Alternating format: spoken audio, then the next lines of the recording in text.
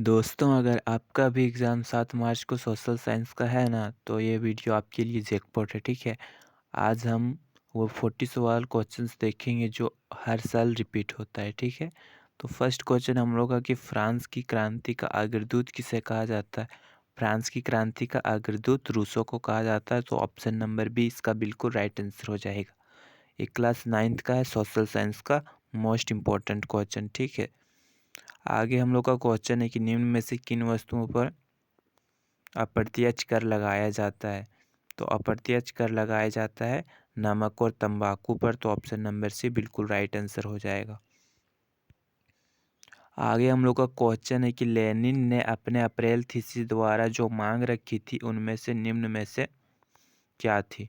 तो उसमें से पहला मांग था हम लोग का बैंक का राष्ट्रीयकरण किया जाए और युद्ध समाप्त किया जाए, किसानों को सारी ज़मीन वापस की जाए, उद्योग को मजदूरों के हवाले किया जाए, ठीक है? क्या था इसमें हम लोग का मांग अप्रैल थीसिस में? तो इसका राइट आंसर हो जाएगा ऑप्शन नंबर डी, ठीक है? क्या हो जाएगा? ऑप्शन नंबर डी इसका राइट आंसर हो जाएगा। उद्योगों को मजदूरों के हवाले किया जाए। आगे क्वेश्चन है कि रूस के स्थानीय स्वशासी संगठन कहलाते हैं। रूस के स्थानीय स्वशासी संगठन कहलाते हैं सोवियत, ठीक है? ऑप्शन नंबर बी इसका राइट आंसर हो जाएगा। आगे हम क्वेश्चन है कि धुरी शक्तियाँ किन देशों को कहा जाता है? तो धुरी शक्तियाँ कहा जाता है जर्मनी और इटली, ठीक है? जर्मनी, इटली और जापान को धुरी शक्तियाँ कहा जाता है। आगे हम लोग का क्वेश्चन है कि किस संधि द्वारा जर्मनी पर कठोर एवं अपमानजनक शर्तें थोप दी गई थी? किस संधि द्वारा जर्मनी पर कठोर और अपमानजनक शर्तें थोप दी गई थी? तो इसका राइट आंसर हो जाएगा वर्साई की संधि, ठीक है? ऑप्शन नंबर सी इसका राइट आंसर हो जाएगा। आगे हम लोग का क्वेश्चन है कि 1864 में किसने भारतीय वन सेवा की स्थापना की? तो 1864 में क्लिंटन ने स्थापना की थी। ऑप्शन नंबर सी राइट हो जाएगा। आगे क्वेश्चन है कि कलांग कौन थे? तो कलांग कुशल लकड़हारे थे। ऑप्शन नंबर बी इसका राइट आंसर हो जाएगा। आगे क्वेश्चन है कि बुग्याल क्या है? तो बुग्याल ऊंचे पहाड़ों पर स्थित घास के मैदान को बुग्याल कहते हैं, ठीक है? ऑप्शन नंबर ए इसका बिल्कुल राइट आंसर हो जाएगा। आगे हम लोग का क्वेश्चन है कि दुनिया की आधी से ज़्यादा चरवाहा आबादी कहाँ रहते हैं? क्या रूस में रहते हैं, ऑस्ट्रेलिया में रहते हैं, उत्तरी अमेरिका में रहते हैं, अफ्रीका में रहते हैं? तो इसका राइट आंसर क्या हो जाएगा? अफ्रीका, ठीक है? Option number D, option number D इसका राइट आंसर हो जाएगा अफ्रीका। आगे क्वेश्चन है कि निम्नांकित में से कौन समकालीन दुनिया में सरकार का सबसे लोकप्रिय रूप है? तो इसका राइट आंसर हो जाएगा लोकतंत्र, ठीक है? ऑप्शन नंबर सी।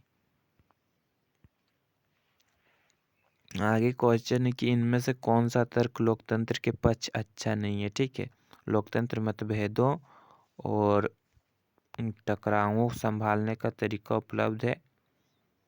लोकतंत्र सरकार लोगों के प्रति ज़्यादा उत्तरदायी होती है। लोकतंत्र बेहतर निर्णय लेने की संभावना बढ़ाता है। लोकतंत्र नागरिकों को सम्मान नहीं बढ़ाता है। तो ये बिल्कुल राइट आंसर हो जाएगा ऑप्शन नंबर डी, ठीक है? ये गलत है, ठीक है? बाकी बात सब सही है। नेक्स्ट क्वेश्चन है कि संविधान की आत्मा किसे कहा जाता है? तो संविधान की आत्मा प्रस्तावना को कहा जाता है। ऑप्शन नंबर ए इसका राइट आंसर होगा। आगे क्वेश्चन है कि दक्षिण अफ्रीका का लोकतांत्रिक संविधान बनाने में इनमें से कौन सा टकराव सबसे महत्वपूर्ण था? ठीक, तो इसका राइट आंसर हो जाएगा गोरे अल्पसंख्यक और अश्वेत बहुसंख्यक का। यही इनमें से कौन सा टकराव था? तो ये था, ठीक है? Option number C. आगे क्वेश्चन है कि झारखंड विधानसभा सीटों की संख्या कितनी है? झारखंड विधानसभा सीटों की संख्या 81 है, ठीक है? Option number B. आगे क्वेश्चन, राष्ट्रीय मतदाता दिवस कब मनाया जाता है? राष्ट्रीय मतदाता दिवस 25 जनवरी को मनाया जाता है। Option number D right answer हो जाएगा। उसके बाद क्वेश्चन है वर्तमान समय में भारत के राष्ट्रपति कौन है। वर्तमान समय में भारत के राष्ट्रपति कौन है, ठीक है। वर्तमान समय में भारत के राष्ट्रपति कौन है, तो द्रौपदी मुर्मू, ठीक है। Option number B right answer हो जाएगा।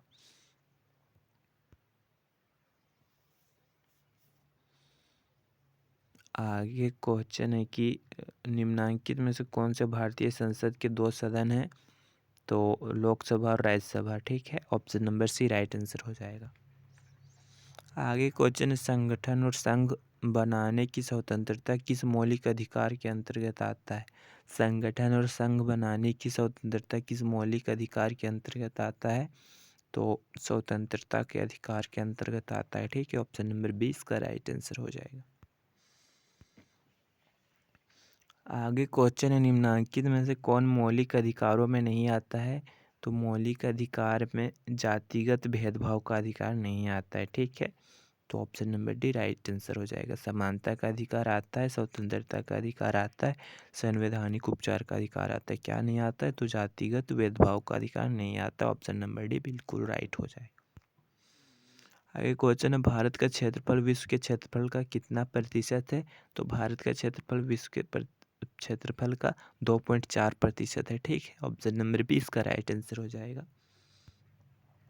आगे क्वेश्चन है निम्नांकित में से कौन हमेशा बर्फ से ढका रहता है, तो हमेशा बर्फ से महान हिमालय ढका रहता है। ऑप्शन नंबर ए इसका राइट आंसर हो जाएगा। आगे क्वेश्चन है उत्तरी मैदान किन नदियों से बना है, तो उत्तरी मैदान गंगा, सिंधु और ब्रह्मपुत्र से बनी है। ऑप्शन नंबर डी इसका राइट आंसर हो जाएगा। आगे हम लोग का क्वेश्चन है प्रायद्वीपीय नदियाँ होती है, प्रायद्वीपीय नदियाँ कैसी होती है, तो प्रायद्वीपीय नदियाँ ग्रीष्मकाल जल प्रवाही होती है।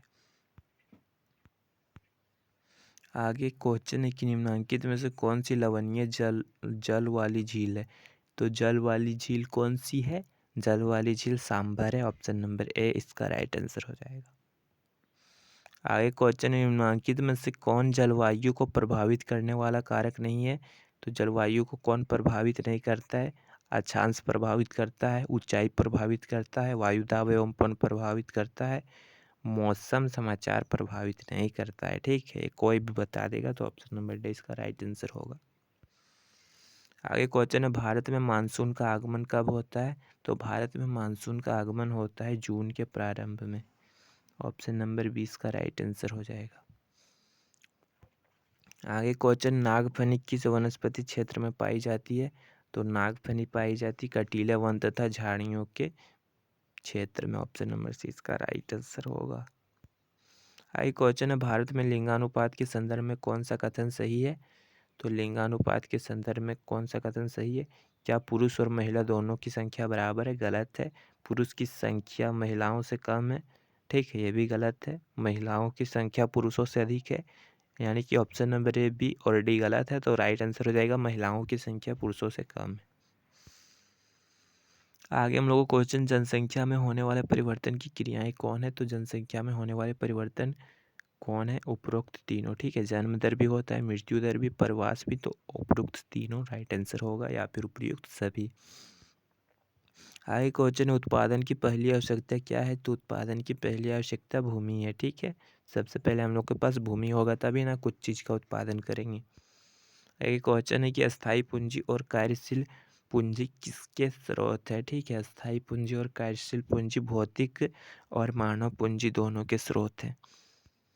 आगे क्वेश्चन है कि पालमपुर में गैर कृषि क्रियाएं हैं, पालमपुर में गैर कृषि क्रियाएं क्या है, तो परिवहन भी गैर कृषि क्रिया है, दुकानदारी भी, ठीक है, लघु विनिर्माण भी, तो उपरोक्त सभी। गैर कृषि क्रिया यानी कि जो कृषि के अलावा और क्या काम करते हैं, ठीक है, तो ये सभी वहाँ पे होता है।